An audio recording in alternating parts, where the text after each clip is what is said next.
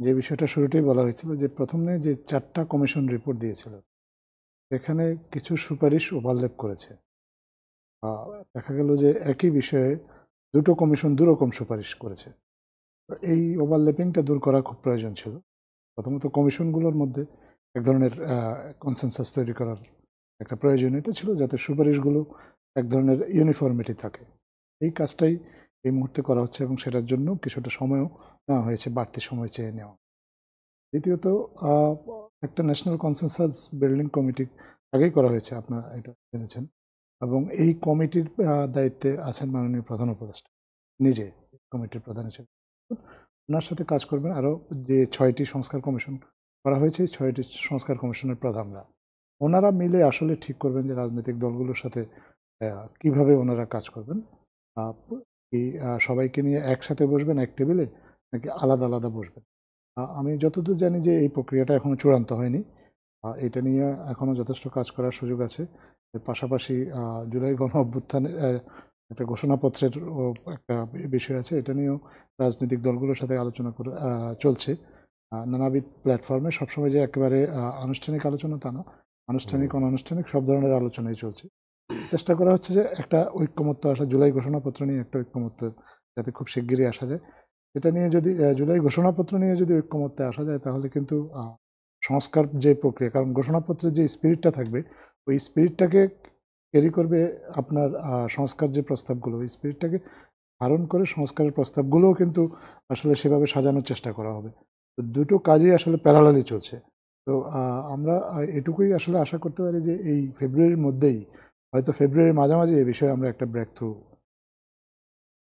এর পাশাপাশি আজকে প্রধান উপদেষ্টার বক্তব্যের সূত্র ধরেই যে যুদ্ধাবস্থা শব্দটা তিনি ব্যবহার করলেন, সেটা কি কোনো আশঙ্কা থেকে? কারণ গতকালকের দুটো ঘটনা নিশ্চয়ই অনেককে ভাবাচ্ছে, বিশেষ করে গোপালগঞ্জের টুঙ্গিপাড়ায় সেখানে পুলিশের উপর হামলা এবং পাবনাতে পুলিশের কাছ থেকেই একজন চিহ্নিত সন্ত্রাসীকে ছিনিয়ে নেওয়ার মতন ঘটনা।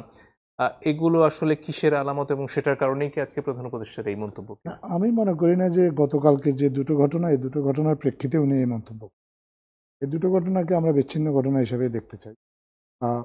কিন্তু বাস্তবতাটা হচ্ছে যে আমাদের জাতীয় রাজনীতিতে এই বছরটা আসলেই অনেক গুরুত্বপূর্ণ বিষয়। কারণ এই বছরটা আসলে ঠিক করে দেবে আগামী আরও সামনে অনেকগুলো বছর আমাদের রাজনীতিটা কী হবে, আমাদের দেশে আসলে রাজনৈতিক পদ্ধতি বা শাসন ব্যবস্থাটা কী ধরনের হবে। তো যখন একটা বছর একটা রাজনৈতিক পরিবর্তনের বছর, এবং পরিবর্তনটা কী ধরনের হবে, এই পরিবর্তনের সাথে অনেকের স্বার্থ জড়িত, অনেকের নানাবিধ রাজনৈতিক উদ্দেশ্য, বিবিধ অনেক অনেক কিছু জড়িত। কে কিভাবে রিয়েক্ট করবে কেউ জানে না।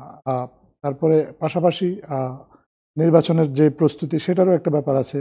আমাদের যে সরকার প্রধান, আগের যে সরকার প্রধান, উনি যে পালিয়ে গিয়েছেন, উনি কিন্তু পালিয়ে গিয়ে চুপচাপ বসে নেই। উনি কিন্তু ওনার কার্যক্রমও চালিয়ে যাচ্ছেন।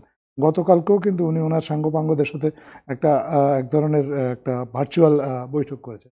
ওনারাও কিন্তু কামব্যাক করার জন্য তাদের যে সর্বশক্তি নিয়োগ করছেন। এরকম যখন একটা সিচুয়েশন, তখন তো আসলে সরকারকে সর্বোচ্চ সতর্কতা অবলম্বন করা ছাড়া আসলে আর অন্য কোনো উপায় থাকে না। তো এইসব দৃষ্টিকোণ থেকেই চিন্তা করে মাননীয় প্রধান উপদেষ্টা বলেছেন যে এই বছরটা আমাদের যেহেতু জাতীয় রাজনীতিতে বা জাতীয় জীবনে খুবই গুরুত্বপূর্ণ একটা বছর হতে যাচ্ছে, যাতে সর্বোচ্চ সতর্কতা অবলম্বন করা যায়, যাতে কেউ কোনো ধরনের অঘটন ঘটিয়ে সরকার যে পরিকল্পনাটা নিয়ে এগুচ্ছে বা আমাদের রাজনৈতিক দলগুলো যে স্বপ্নটা দেখছে একটা একটা পরিবর্তনের, এইটা যেন কেউ ভণ্ডুল করে না দিতে।